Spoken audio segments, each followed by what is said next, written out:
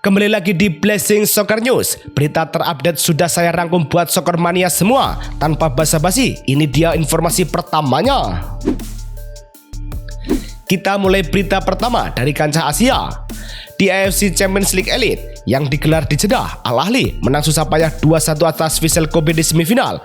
Yoshinori Muto di menit ke-31 sempat membawa Kobe unggul, sebelum Galeno menit ke-62 menyamakan dan Ivan Toney menit ke-70 memastikan comeback. Kemenangan ini membawa Al Ahly ke final 2 musim beruntun. Mereka kini memburu sejarah jadi tim pertama sejak Al Ittihad 2005 yang mampu juara back-to-back di Asia. Keberhasilan Al Ahly kontras dengan kabar duka dari Rumania. Kursi pelatih Rumania tiba-tiba kosong setelah Mircea Lucescu jatuh sakit di sesi teknis, gagal membawa tim lolos usai kalah dari Turki, lalu meninggal awal April. Dalam situasi itu, federasi bergerak cepat, seperti disampaikan Razvan Burleanu dalam konferensi pers resmi. Mereka akhirnya merampungkan negosiasi dengan George Hagi. Hagi datang bukan sebagai sosok baru, ia pernah memimpin pada 2001, meski singkat. Kini, dengan pengalaman panjang di klub, ia kembali dengan target sederhana, menang di laga terdekat. Bicara sosok pelatih berpengalaman, Jose Mourinho sedang tampil perkasa. Sempat terseok di awal musim, Jose Mourinho perlahan merapikan Benfica hingga jadi tim paling sulit dikalahkan musim ini. Mereka kini satu-satunya yang belum tumbang, bahkan saat persaingan makin rapat. Data klasmen menunjukkan Benfica punya 72 poin, masih membayangi FC Porto di puncak dengan 79 poin. Sementara Sporting CP menempel ketat dengan 4 laga tersisa. Peluang musim tanpa kekalahan itu nyata. Kalau benar terwujud, ini bukan sekedar gelar, tapi bukti sentuhan Mourinho masih relevan. Keunggulan Benfica berbanding terbalik dengan kondisi pincang skuad PSG. Kekalahan Paris Saint-Germain dari Olympique Lyonnais menyisakan satu masalah saat Vitinha tertatih keluar lapangan. Belakangan, klub mengonfirmasi gelandang itu mengalami peradangan di tumit kanan akibat benturan di laga tersebut. Ia dipastikan absen menghadapi Nantes dan Angers sambil menjalani pemantauan medis beberapa hari ke depan. Situasinya masih belum final, tapi jelas jadi kekhawatiran menjelang semifinal Liga Champions kontra Bayern Munchen. Jika tak pulih tepat waktu, PSG kehilangan salah satu motor permainan yang sulit digantikan. Lawan PSG nanti, Bayern Munchen justru punya kabar berbeda. Rumor soal masa depan Alphonso Davies mulai beredar di Jerman, seolah pintu keluar terbuka, tapi situasinya tidak sesederhana itu. Di Bayern Munchen, Davies memang bukan tak tersentuh seperti Jamal Musiala, namun klub juga tak sedang mencari pembeli. Kontrak barunya selama 2030 juga mempertegas posisi itu. Laporan media Jerman menyebut belum ada negosiasi dengan klub lain dan situasi pribadinya di Munchen cukup stabil. Dari Jerman, mari kita tengok hasil ketat di Italia. Lecce harus puas berbagi angka 1-1 saat menjamu Fiorentina di Serie A di Villa del Mare. Tertinggal lebih dulu lewat gol Jack Harrison di menit ke-30. Tuan rumah baru bisa membalas lewat Thiago Gabriel di menit ke-70. Laga berjalan ketat tanpa banyak peluang bersih. Hasil ini membuat Lecce tetap terjebak di peringkat ke-18 dan masih terdesak jelang akhir musim. Sementara Fiorentina cukup untuk mendekatkan mereka ke garis aman Serie A musim depan. Saat Lecce terdesak, Genoa justru temukan solusi pada pemain muda. Baru beberapa bulan di Genoa, Tommaso Baldanzi langsung dihadapkan pada tuntutan adaptasi cepat setelah dipinjam dari Roma pada Januari. 6 laga awal jadi ajang pembuktian dan 1 assist cukup memberikan sinyal bahwa ia cocok dengan ritme tim. Menurut laporan Nicolas Kira, manajemen Genoa tak mau berlama-lama. Mereka siap menebusnya sekitar 10 juta euro dan sudah menyepakati kontrak 4 tahun. Keputusan ini terasa logis karena perannya mulai terasa dalam skema tim. Berbeda dengan Baldanzi, penyerang Roma ini masih harus bersabar. Cedera paha kiri dialami Artem Dovik sejak awal Januari belum benar-benar memberi kejelasan. Ia masih berada dalam pengawasan medis di Roma, menjalani proses pemulihan yang terasa panjang.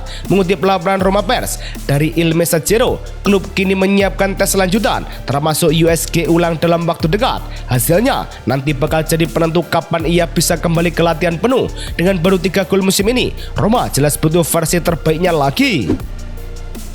Roma menunggu penyerang, Juventus justru sibuk mengincar kiper baru. Situasi James Trafford di Manchester City mulai menggantung sejak kedatangan Gianluigi Donnarumma. Menit bermainnya seret, bahkan belum mencicipi Premier League musim ini. Laporan Daily Mail menyebut Juventus ikut masuk antrian bareng Tottenham Hotspur dan Aston Villa. Juventus sendiri lagi berburu kiper baru dan melihat peluang di angka 17 juta pound sterling, lebih rendah dari harga beli City. Opsi pinjaman juga terbuka. Trafford sebenarnya sempat menolak Newcastle United demi kembali ke City, tapi situasi sekarang berubah.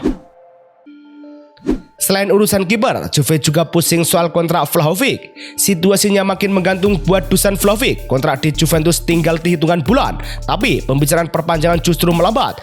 Padahal sebelumnya sempat ada titik terang. Menurut Matteo Moretto di kanal Fabrizio Romano, kedua pihak sudah beberapa kali bertemu, lalu tiba-tiba ritmenya turun dan sekarang nyaris tanpa perkembangan. Di sisi lain, klub lain mulai mengamati dari jauh, menunggu celah terbuka. Juventus pun ada posisi serba tanggung, lanjut negosiasi atau siap kehilangan tanpa kompensasi.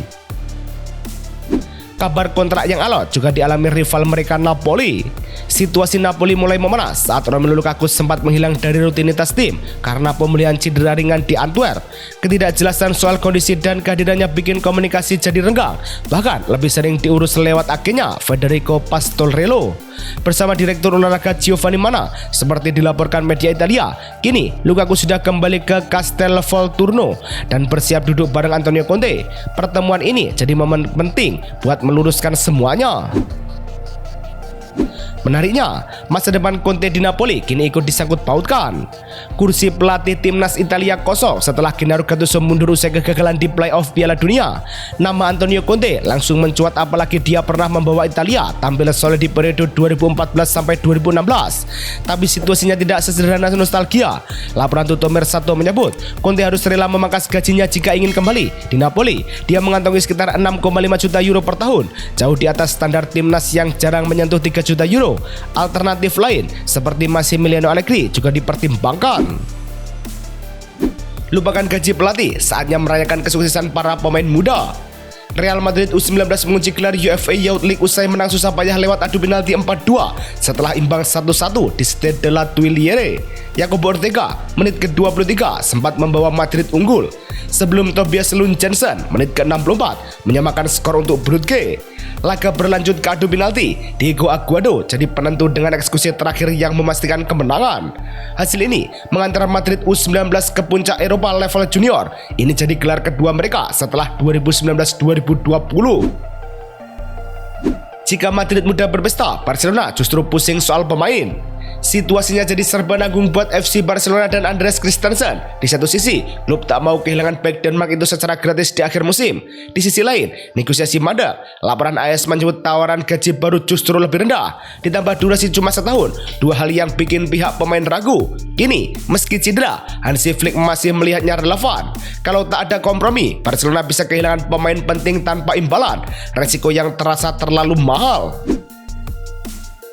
Nasib Christensen nyatanya mirip dengan kondisi yang dialami Torres. Situasi Ferran Torres mendadak menggantung saat Barcelona belum juga membuka negosiasi kontrak baru, bukan karena performa 19 gol musim ini jadi bukti, melainkan karena klub masih menunggu keputusan Robert Lewandowski. Laporan menyebut proposal pemotongan gaji sudah diajukan, tapi belum ada jawaban pasti. Di sisi lain, Deco tak mau pemain masuk tahun terakhir kontrak, jadi musim panas ini krusial. Kalau Lewandowski pergi, Torres bisa naik peran. Meski banyak ketidakpastian, sinar Lamine Yamal justru makin terang. Ekspektasi besar datang terlalu cepat, tapi Lamine Yamal justru menjawabnya dengan performa yang terus naik. Dalam setahun terakhir, winger FC Barcelona itu bukan cuma jadi pelengkap, tapi mulai menentukan arah permainan. Puncaknya terlihat saat Laureus World Sport Awards 2026 di Cibeles Palace. Madrid menobatkannya sebagai atlet muda terbaik dunia. Penghargaan ini biasanya tak sembarangan diberikan, menilai dampak nyata di level tertinggi. Penghargaan Laureus juga diberikan sebagai penghormatan terakhir Toni Kroos. Karir panjang Toni Kroos akhirnya mendapat penutup yang pantas. Ia diganjar Laureus Sporting Inspiration Awards sebagai pengakuan atas konsistensi di level tertinggi selama satu dekade di Real Madrid. Kroos bukan cuma pengatur tempo, tapi fondasi dominasi Eropa dengan 5 trofi Liga Champions ditambah 1 gelar Eropa bersama Bayern Munchen, total 6. Total 23 gelar ia kumpulkan dari 465 laga. Bahkan di timnas Jerman, ia jadi otak di balik sukses Piala Dunia 2014. jejak emas Kroos jadi beban berat bagi gelandang muda ini. Malam buruk di Liga Champions jadi titik balik. Kartu merah saat lawan Bayern Munchen bikin Eduardo Camavinga disorot habis-habisan. Apalagi performanya musim ini naik turun dan posisinya di Real Madrid makin tersaingi. Tekanan makin terasa, bahkan rumor hengkang mulai rame. Tapi laporan Marca menyebut dia sadar situasinya. Sempat terpukul sampai menangis usai laga itu. Alih-alih pergi, gelandang 23 tahun itu memilih bertahan. Dari Madrid kita geser ke hasil alot di London. West Ham mengunci 1 poin penting usai menahan Crystal Palace 0-0 di Selhurst Park dalam lanjutan Premier League. Laga berjalan ketat tanpa gol dengan kedua tim saling menekan, tapi tak ada yang benar-benar berpesta di depan gawang. Intensitas tinggi justru lebih terasa daripada kualitas akhir. Hasil ini cukup menjaga jarak West Ham dari zona degradasi. Unggul 2 poin atas Tottenham dengan 5 laga tersisa, sementara Palace tetap nyaman di papan tengah dengan koleksi 43 poin. Hasil imbang tersebut justru menjadi kiamat bagi kubu Wolves. Harapan itu akhirnya benar-benar padam. Hasil imbang tanpa gol West Ham kontra Crystal Palace memastikan Wolves tak punya jalan keluar. Mereka tertahan di 17 poin, terpaut 16 angka dari zona aman dengan 5 laga tersisa. Mustahil dikejar. Padahal 8 tahun lalu cerita mereka jauh berbeda. Sempat finish ke-7 dan menembus semifinal Liga Eropa. Wolves pernah jadi kuda hitam yang disegani, tapi kehilangan pemain kunci dan start musim yang buruk. Tanpa kemenangan di 19 laga awal menggerus segalanya. Di saat Wolves terpuruk, Frank Lampard justru sukses di Championship. Frank Lampard akhirnya dapat pengakuan penuh. Ia dinobatkan sebagai manajer terbaik EFL Championship setelah membawa Coventry City promosi ke Premier League. Menurut laporan Liga, Coventry tampil konsisten sepanjang musim, bahkan mengunci tiket naik kasta lebih cepat dari 43 laga. Mereka sudah mengoleksi 86 poin dan duduk di puncak. Bukan sekedar angka, tapi bukti tim ini benar-benar stabil. Lampard berhasil mengubah Coventry jadi mesin poin yang sulit dihentikan. Mengikuti sukses Lampard, Bournemouth sudah siapkan nahkoda baru. AFC Bournemouth diam-diam menyiapkan masa depan.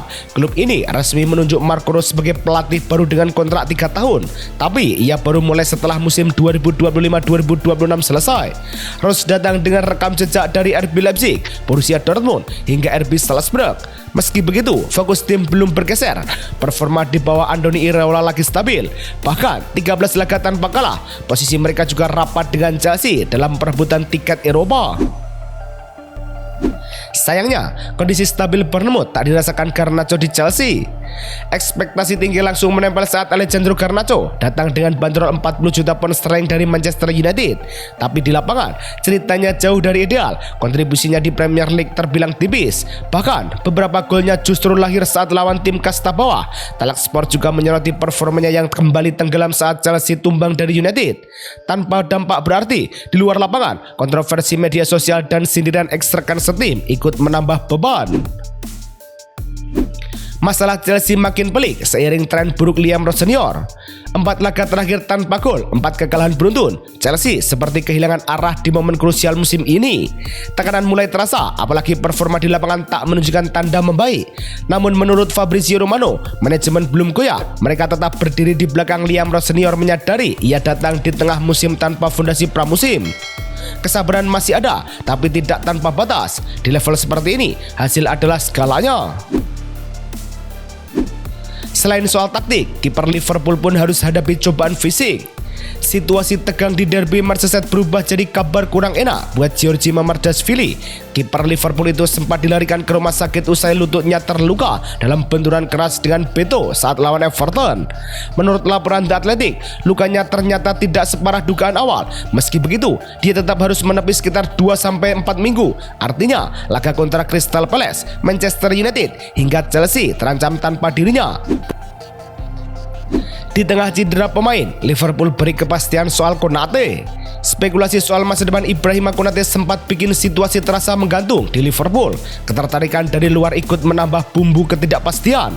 Tapi kini arahnya mulai jelas. Menurut Fabrizio Romano, pembicaraan kontrak sudah masuk tahap akhir dengan dua pihak sepakat soal struktur gaji utama. Tinggal menyisakan durasi kontrak dan skema bonus berbasis performa yang masih dirapikan. Dengan semua tanda itu, rasanya tinggal tunggu waktu sebelum Liverpool benar-benar mengunci bek andalannya untuk jangka panjang. Nasib Konate sayangnya belum menular ke kontrak Dominic Szoboszlai. Obrolan kontrak Dominic Szoboszlai belum juga menemui titik terang. Sang gelandang bahkan sempat bilang belum ada perkembangan berarti meski dia nyaman di Liverpool dan keluarganya sudah menetap. Situasinya jadi terlihat santai, apalagi kontraknya masih panjang sampai 2028. Di balik itu, laporan Fabrizio Romano menyebut negosiasi tetap jalan. Jarak tuntutan kedua pihak tidak jauh, bahkan arahnya cukup positif. Hanya saja prosesnya belum secepat kasus Ibrahima Konate yang hampir rampung. Jika Szoboszlai masih nyaman, John Stones justru segera pamit. Cedera datang silih berganti bikin peran John Stones semakin tak stabil di skuad Pep Guardiola. Di tengah situasi itu, Fabrizio Romano menyebut ekspektasi internal klub mengarah ke satu arah. Bek Inggris itu akan pergi saat kontraknya habis musim ini. Belum ada keputusan final, tapi Stones mulai membuka opsi baru bersama keluarga dan agennya. Sejak datang dari Everton tahun 2016, ia sudah menyumbang segudang trofi.